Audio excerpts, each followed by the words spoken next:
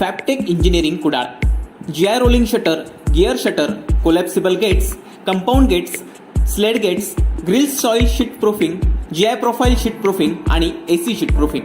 आमची वैशिष्ट्ये: quality material, quality making and quality fitting.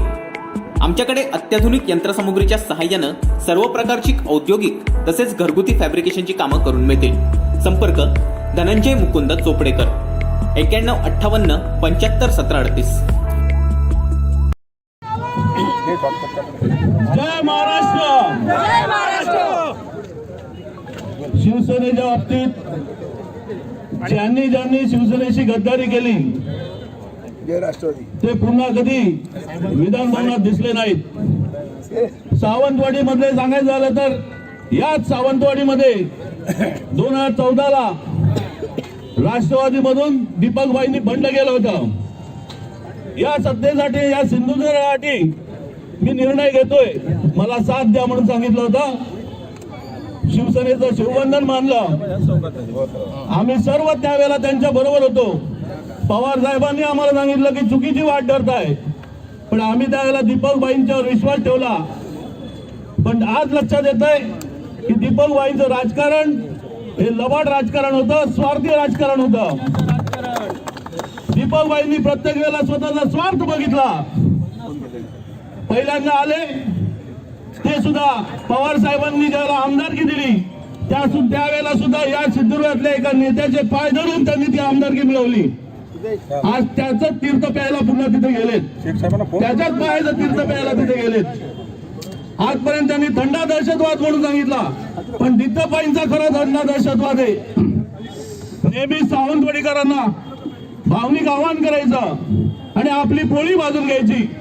हे दीपकबाईंचं राजकारण आज उघड पडलेलं आहे. प्रत्येक वेळेला त्यांनी राजकारणासाठी नेहमी दहशतवाद या नावाचा, दहशतवाद या शब्दाचा वापर केला, पण खरा दहशतवादी दीपकबाईच आहेत. प्रत्येकाला भावनिक आवाहन करतात. काय नाही दिलं शिवसेनेने? आमदारकी दिली. या शिवसैनिकांनी तुम्ही सर्वांनी निवडून आणलं. उद्धव साहेबांनी त्यांना मंत्रिपद दिलं, अर्थमंत्री केले, गृहमंत्री केले, 5 वर्ष त्यांना सत्ता भोगायला दिली. पण नंतर पुन्हा आलेल्या सत्तेमध्ये दीपकबाईंची हाव ती थांबली नाही. कोविडच्या काळामध्ये 1.5 वर्ष या भागात कोण फिरत नव्हते. त्यावेळेला त्यांना त्यांचं कुटुंब दिसत होतं. माझी कौटुंबिक अडचण आहे म्हणून सांगत होते.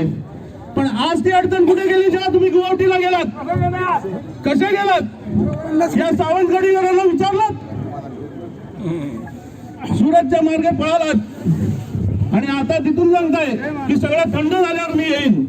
ही लबाड भूमिका आहे तुमची.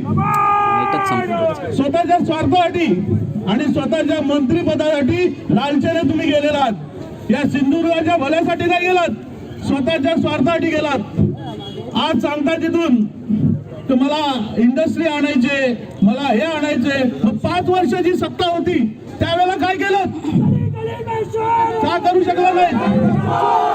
इथे येणारं हॉस्पिटल, आज सांगताय की हॉस्पिटल थांबलं. हे तुमच्या हट्टापायी थांबलेलं आहे, तुमच्या हट्टी स्वभावाने थांबलेलं आहे. जागा तुम्ही फायनल करून दिली नाही आणि त्याचा राग आणि त्यांचं हे आमचा ठपका आमच्यावर टाकताय.